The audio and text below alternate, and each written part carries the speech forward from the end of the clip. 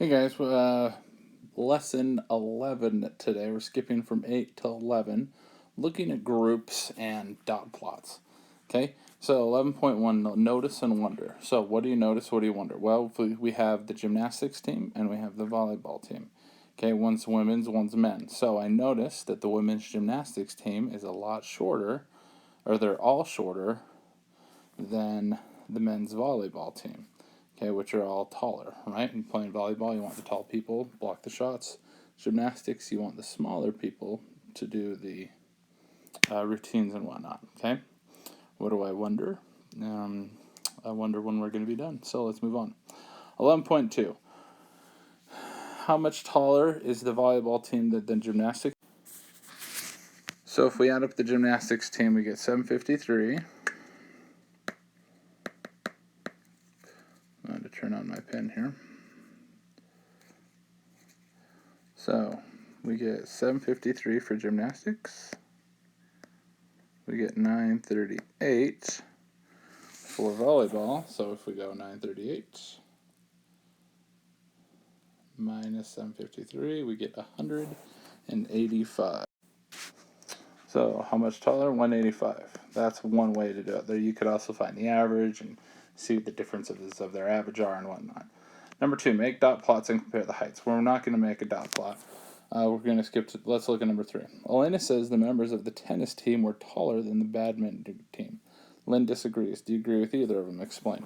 So if we look here, the tennis team, the shortest player is 66 inches. Well, if we look here, we have 3 people, and we need a 4th who is 66 or lower.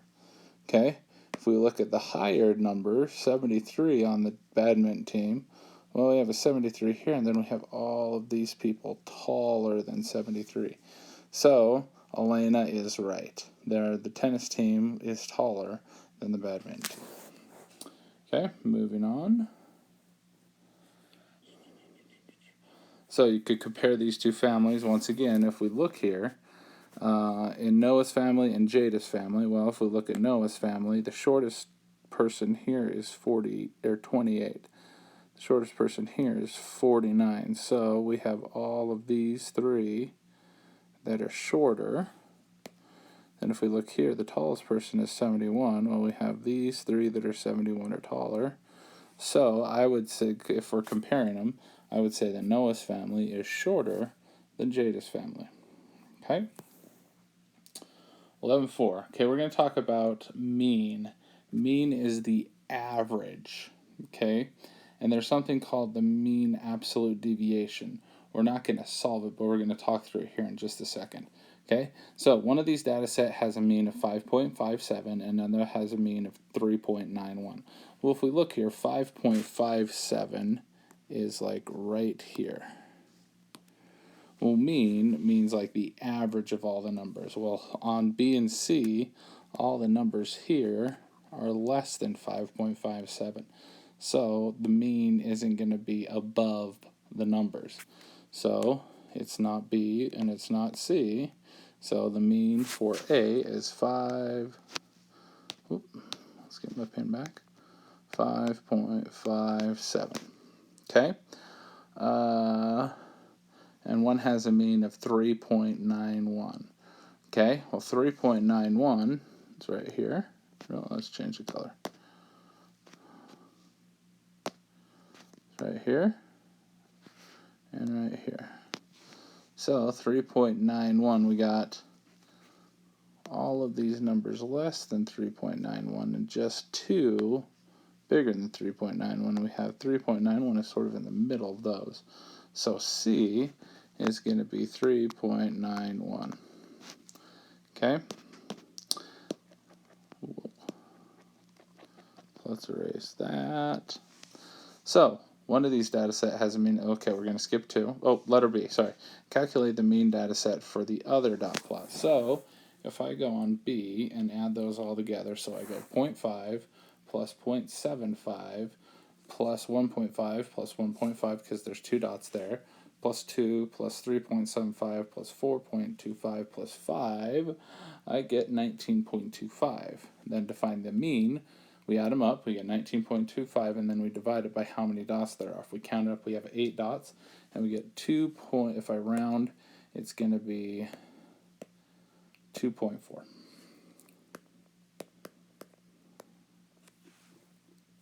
Okay. Letter B, number 2, find the mean absolute deviation. We're not going to do that one. Number 3, do you think the three groups are very different or not? Well, if we look here, we can do this a couple different ways. We can look at the group. So A, the group's all up here. Okay, all of A's songs are longer than all of C's songs and all of B's songs except for one. Letter B, they're sort of more spread out. Well, one of their songs is a half a minute. That's not a very long song. And the other one is 5 minutes.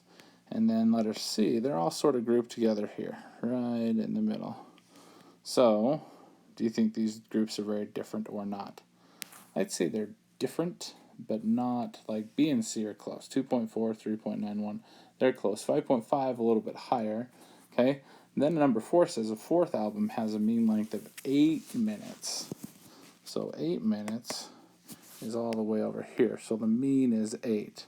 So that's 2.5 taller than 5.5. So would I say the data set is different? I would say yes, the data set is different. Okay, and that's sort of it. So let's look at the summary. Comparing two individuals is fairly straightforward. The question is which dog is taller can be answered by measuring the heights of the two dogs and comparing them directly. Comparing groups can also be more challenging. What does it mean for a basketball team to generally be taller than a soccer team? To compare the two groups, we can use the distribution of values for the two groups. Most importantly, we use the measure of center, usually the mean or the median. So the mean is the average, the median is the number that's right in the middle of all the others. And it's associated with its measure of variability, usually the mean absolute deviation or the interquartile range. Okay? We can help compare the two differences between the group. For example, if the average height of a group of dogs in a show is 11 inches and the average height of beagles is 15 inches, it seems that the beagles are generally taller than all the other dogs, right?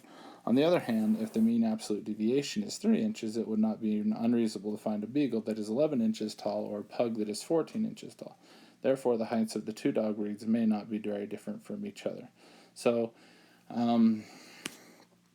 depending on what value set you use or what term you use, you could make a comparison saying yes, they are close to the same if you use the mean absolute deviation, or if you use the mean, you could say no, they're not the same.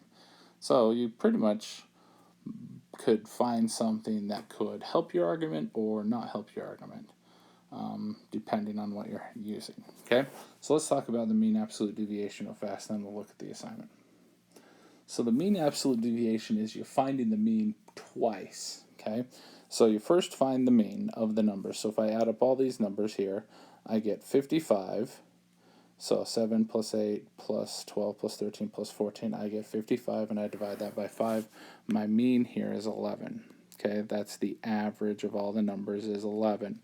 So the mean absolute deviation, what you do is you find the distance between all of the numbers in the set and your mean. So from 7 to 11 is 4, from 9 to 11 is 2, from 11 to 12 is 1, from 11 to 13 is 2, and from 11 to 14 is 3.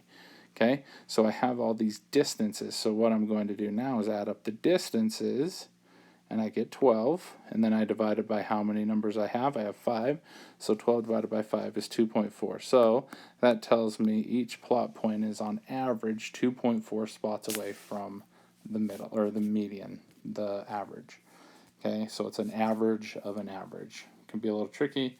We don't talk about it very much, so there you have it. So let's look at our assignment real fast. We are just going to do number 1. So if we look here, it says compare the weights of the backpacks for the students in these three groups. So I've sort of broken it down into 6 questions for number 1.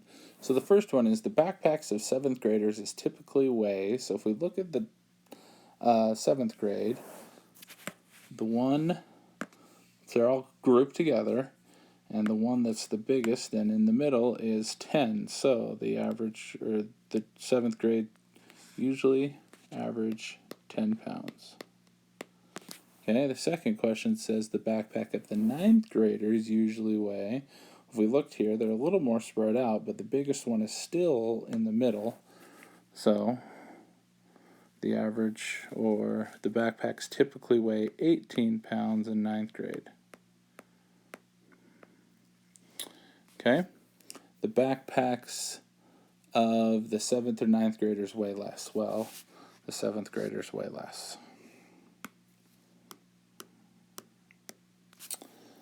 That means the backpacks of the, the backpacks of the 7th grade students tend to weigh less than the typical backpacks of the 9th grade students.